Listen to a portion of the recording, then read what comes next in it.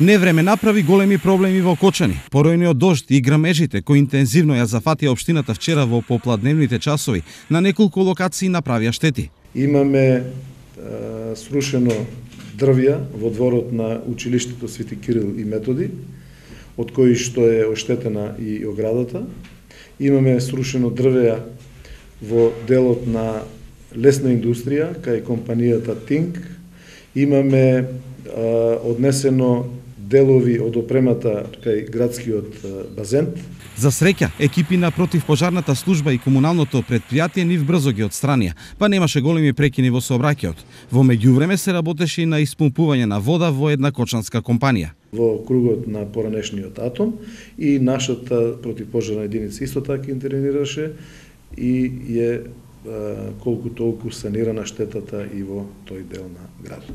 Но освен ова проблем имаше и со снабдувањето со електрична енергија. Имавме исклучување на струјата, односно прекин на електричната енергија во селата Мојанци, Тркање, Горни Долни Подлог и во градот на улиците Скопска, Охридска, 4-та македонска бригада.